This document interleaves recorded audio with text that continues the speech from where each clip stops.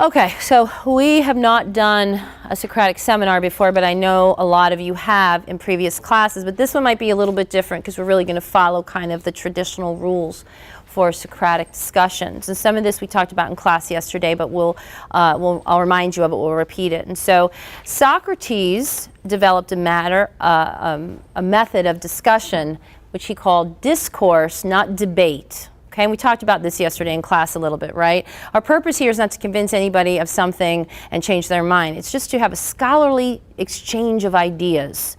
And then you come away more learned as a result of that, right? Considering other people's point of view. Doesn't mean you change your opinion. It just means that you have opened yourself up to other perspectives. So that's what we're going for here, discourse. Okay?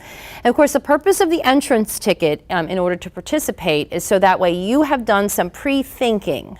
Okay, we're not here as a free-for-all. We're here with people who have actual things to say, and we've prepped for that. Okay, and that's what the entrance ticket is for. So you can pull information in from things that you have looked at prior to. Now, in front of you, inner circle, you have an observation checklist. Okay, it's two-sided. Okay, so you're going to write your name on one side, and then you're going to give it to the outer circle, who we're going to call your coach. Okay, that's your coach sitting behind you. Put your name on it and then give it to your coach. It's going to be your coach's responsibility to critique you as you participate. Now, your coach will then put his or her name on the other side, and you'll get this back when you move to the outer circle, and you'll critique your coach. Now, he's inner circle, you're outer circle. Okay, does everybody see how that works? So fill your name in, give it to your coach. Now, if you're in the outer circle, you cannot speak.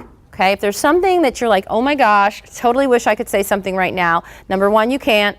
But number two, write it down and say it when it's your turn to be in the inner circle. Okay, but you cannot speak. You can't talk to each other. Your sole focus is on the person you're going to coach if you're in the outer circle. Okay, just like Matt, just like that. Okay, now the other thing you have in front of you is the self-assessment. Now here's why we're doing that. So your coach is going to assess you, and I have my pink clipboard, so I'm going to be charting when you speak. So that means I'm giving you something, your coach is giving you something, but you haven't talked to yourself about how did I do.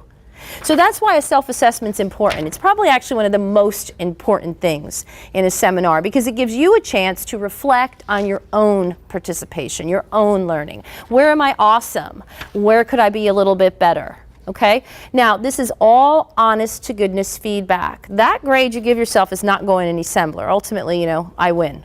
My stuff goes in. However, you're going to really think about what you did and how you can improve your performance next time. Okay? So you have two of these in front of you. Give one of them to your coach, and one you'll keep. Obviously, you can't fill that out until your time in the inner circle is over. Okay. So how will the seminar work? The seminar will start out with the inner circle speaking, and roughly 8 minutes, maybe 9 minutes. Then I'll call like a 1-minute coaching break, okay? And then you'll turn around and you and your coach will talk about anything that needs talking about, okay? About a minute.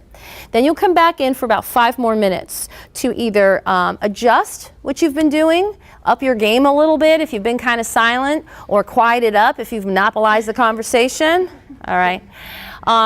And then we will switch and we will go through the same process all over again. Okay? That's how we're going to do it. Now, ideally, it's not going to be me up here talking. I mean, where I'd like to sit is over here and just observe quietly. So ideally, you guys will lead the discussion. This is the first time we're doing it, so I may need to prompt and nudge you a little bit just to kind of get you talking. But once it starts, you want to just feed off of each other. You don't have to stare and look at me. Look at each other. If a partner says something that you find intriguing, you say, that's interesting. Explain, or let me explain, or I want to add to. Or it's just like in chapter 2 of Frankenstein. Okay? Or this reminds me of Henry Higgins and Pygmalion. Okay? So anything's fair game. You're not talking in a way that you think I want to hear. You're talking a true scholarly discourse here. You might come out and say, you know, I hate Frankenstein. Okay? Totally fair game. Okay?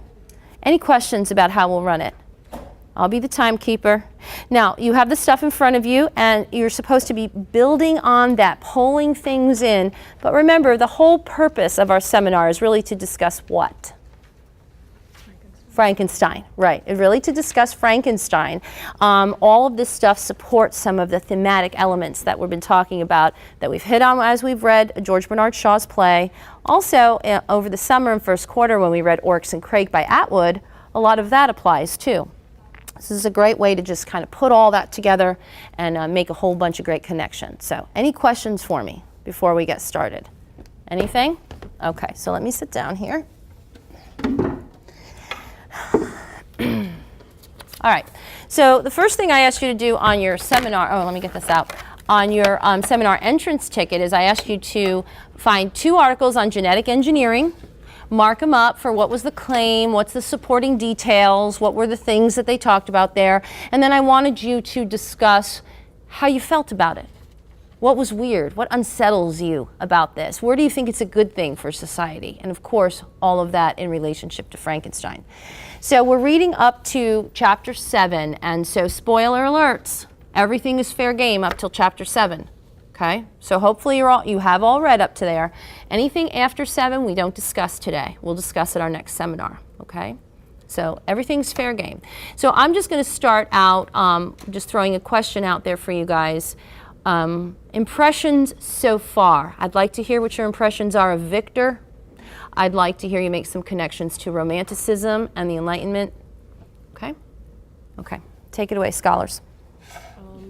Well, so far, Victor has flipped back and forth between Enlightenment and Romanticism. I feel like every time that he gets really into the Enlightenment, he looks back on it and says, what am I doing? Oh my gosh, I've just created a monster. Mm-hmm. And I feel bad about it, and that's the Romanticism part. Yeah, it was like instant. As soon as he did the science part of it was over, when he was creating the creature, it was like instantly he switched to like feelings and emotions of like fear and guilt and whatnot. And it was like the science part of it was over with. So even though he puts on the charade of he's enlightened, he deep down truly feels romantic.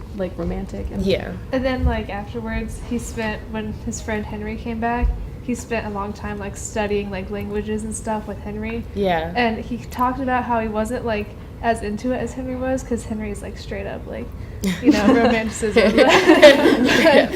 But who remembers what the subtitle of Frankenstein was? Anybody? A modern day Prometheus. Yeah, okay.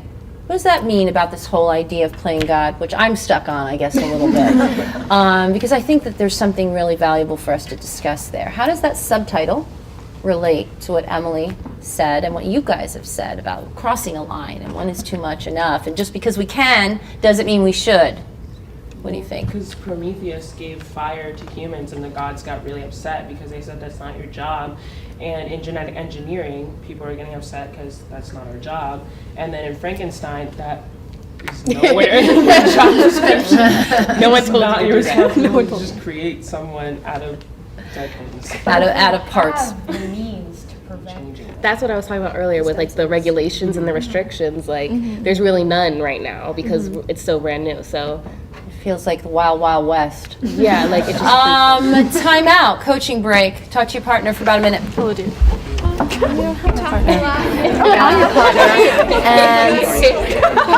I like how